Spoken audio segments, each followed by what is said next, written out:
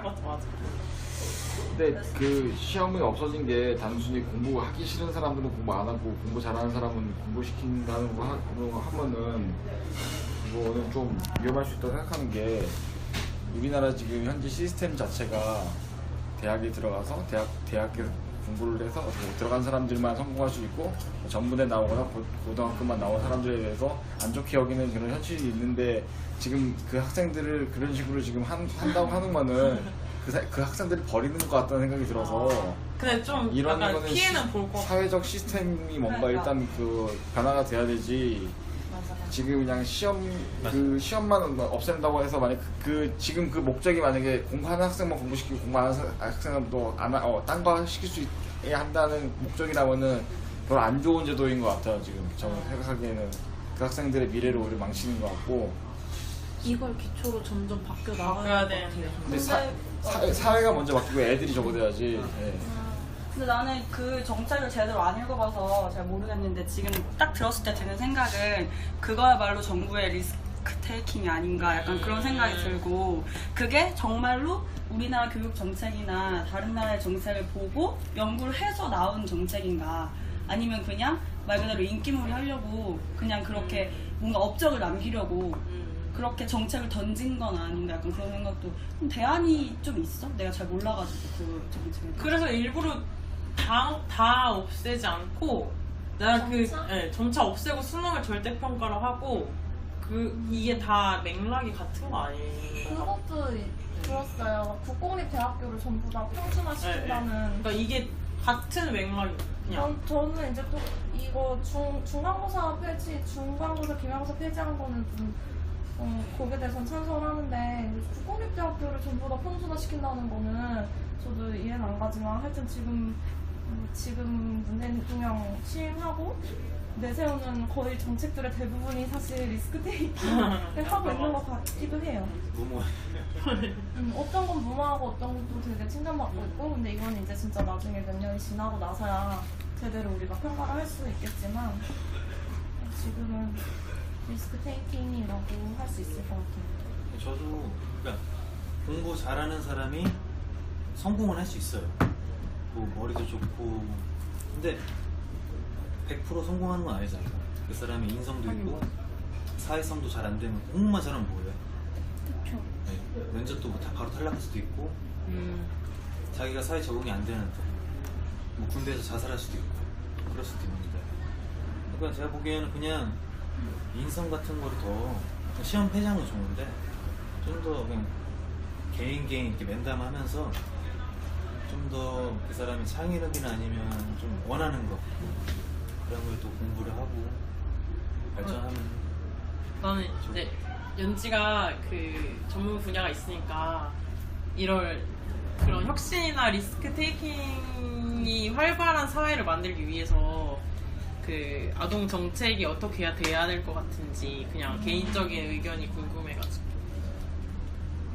그러니까 일단은 사실 아동기 때부터 아이들한테 어떤 인식을 심어주고 어떤 그 자질을 키워주느냐가 굉장히 중요할 것 같은데 사실 우리나라는 아이들이 어렸을 때부터 넘어져도 넘어졌는데 어떡하냐 뭐 잘못하면 이렇게 하면 안 되는데 어떡하냐 어머니들이 굉장히 불안이 높고 그런 점에서 아이들을 굉장히 실패에 취약한 아이들로 키우는 경우가 많은데 그러니까 그게 리스크 테이킹을 할 수 있느냐의 자질과 굉장히 연결되는 육아 방식이기도 한데 그렇게 키워진 아이들은 실패를 했을 때 한 번의 실패로 좌절하고 무너지고 자기 자신에 대한 믿음이 사라지기 때문에 여러 번 넘어져도 다시 일어날 수 있다는 그 자신에 대한 믿음을 심어주는 육아가 필요한데 그거를 또 회복 탄력성이라는 말로 표현을 많이 하는데 그러니까 이게 다 연결이 되는 건데 어쨌든 우리나라가 그런 리스크 테이커를 많이 이렇게 뭐라고 해야 되지? 리스크 테이커를 많이 양산할 수 있는 나라가 되려면 그런 인재가 되려면 어렸을 때부터 실패에 대한 유연성과 탄력성을 키워줄 수 있는 육아 방식. 그렇게 되려면 부모부터 그렇게 생각할 수 있는 사람이 돼야지 자기 아이를 그렇게 키울 수 있으니까 쉬운 건 아닌데 사실 그렇게 하는 게 그런 생각은 있어야 될 필요가 있어요. 그런 기조로 약간 육아 진짜 부모 교육을 하고 있으니까 약간 국가 차원에서 부모 교육을 이렇게 많이 제공해 주는 것도 하나의 복지 정책이 될 수 있을까요? 그렇게 되면은 가장 좋은데, 그러니까 여기서 뭐 내가 사업을 한다면 가장 하고 싶은 게 어떤가라는 질문에서 내가 쓴 게 좀 그런 부분이었거든. 그러니까 이런 뭐 4차 산업혁명 뭐 이런 시대가 계속 바뀌는데 사실 나 그 바뀌는 사회에서 예전의 것을 그대로 답습하는 것 자체가 리스크 테이킹이라고 생각을 해서 그거에 변화에 발맞춰서 바뀌려면 내가 바뀌려면 그리고 내 아이가 미래에 바뀌려면 그런 부모 교육 그리고 그거에 발맞춘 아이들에 대한 교육 프로그램 이런 것들을 나라에서 교육 정책을 만들 때 좀 넣을 필요가 있지 않나. 그거를 사업으로 내가 쓰는 부분이 그 부분이었거든요. 그러면 이제 넘어간 김에 5번에 본인의 사업을 한다고 이제 가정을 했을 때 뭐 우리가 나중에 CEO가 뭐 될 수도 있고 아니면 뭐 그냥 본인의 사업을 할 수도 있고 본인이 그냥 어디 기업에 가고 싶을 수도 있는데 아니 이제 미래에 어떤 기업 이런 기업에서 일을 하고 싶은지 그러니까 리스크 테이킹이라는 그 주제 아래 내가 하고 싶은 사업이나 아니면 내가 관심 있는 이게 이런 비슷한 기업이 있었다는 얘기나 아니면은 다니고 계신 회사의 뭐 사례나 아니면은 아까 은지가 말했듯이 어떤 정책이 나왔으면 좋겠다는 얘기를 한번 나눠보면 좋을 것 같아서 아까 전에 그럼 연지는 그런 국가 차원에서 어떤 그런 부모 교육이나 아이의 육아 프로그램이 그런 식으로 기조가 가면은 좋을 것 같다고 얘기를 한 것 같고 뭐 다른 뭐 사업이나 뭐 그런 거 아니면 본인이 가고 싶은 기업이나 뭐 그런 비슷한 내용이 있으신 분 있으신가요? 생명공학 아니요? 맞아. 네, 왜냐면은 이제 네. 미래에 그걸로 약간 바이오가 많이 뜨니까 비슷한 건가요? 저도 그래서 이제 그런 부분을 이제 미래 먹거리 부분에 생각을 해놓긴 했는데 아까 말씀드렸듯이 뭔가 이제 투자랑 리스크 테이킹 저랑 되게 먼 이야기 같아서 사업을 한다고 가정했을 때라고 했는데 어떤 사업을 구상해야 될지 무슨 어떤 혁신을 그냥 아무것도 떠오른 게 없어서 전 여기 대해서 그래서 이제 네. 말한 게 그 내가 사업을 꼭 할 게 아니니까 네. 이제 내가 나갈 기업 그냥 뭐 어떤 직종이 있잖아. 근데 네. 내가 왜냐면 그러니까 생명공학과 물어본 게 그 앞으로 이제 미래 먹거리라는 그 그러니까 직종 중에 바이오 산업이 엄청 제일 뜨거. 삼성도 이제 미래 먹거리로 바이오 산업을 잡아가지고 그쪽에 투자를 많이 하고 있으니까 이제 그쪽에 혹시 관심이 있으면은 뭐 거기에 대해서 얘기를 한다던가 뭐 이렇게 하면 될 것 같아서 이건 내가 좀 사업을 하고 너무 좁게 설정을 하긴 한 것 같아. 사실 어떤 혁신을 하고 싶은가에 대해서는 정확하게 어떻게 말씀드려야 될지 잘 모르겠어요. 맞아. 이건 제가 너무 거창하게 썼는데 그냥 뭐 내가 앞으로 뭐 생명공학과니까 바이오 산업 쪽에 가고 싶다 아니면은 그냥 뭐 다른 뭐 어쨌든 전공을 살려서 갈 거잖아. 이제 아니 그런 산업에 대한 얘기를 하는 것도 있지만 뭐 아까 전에 그 사전에 계속 얘기를 했듯이 그 뭐 그냥 쇼핑몰 사업을 한다고 했을 때도 그냥 처음에는 길에서 뭐 이렇게 가게에서 팔다가 그 다음에 인터넷이 발전하면 인터넷 쇼핑몰이 나왔고 근데 인터넷 쇼핑몰이 나온다 그랬는데 그 다음에 또 인터넷 쇼핑몰이 너무 많아지니까 SNS라는 게 발전을 해서 이제 SNS에서 많이 팔기 시작했잖아. 그 플랫폼이 계속 변하는 건데 그런 것도 혁신이라고 할 수 있고 그냥 변화하는 산업에 대한 생각에 대해서 말을 하면 될 것 같은데 제가 생각해보는 게 있는데, 제가 새로운 이제 공부를 하는 입장이어서, 작년에 그런 기사를 본 적이 있어요.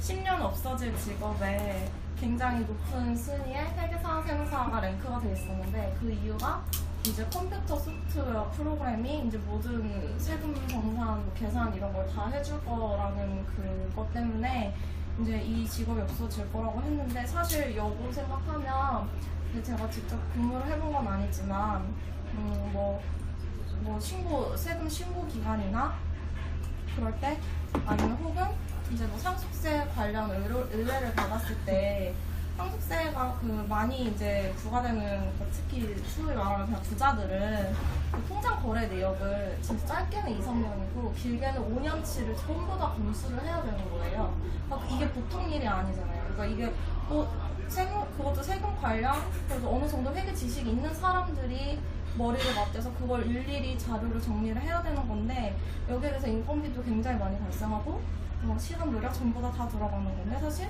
그런 요즘 4차 산업혁명 관련해서 그런 AI가 이걸 해결해 줄 수 있는 AI가 들어온다면 인건비도 굉장히 많이 줄어들고 오히려 회사 그런 관련 사업에서 네가 그런 얘기를 만드는 거 아니야?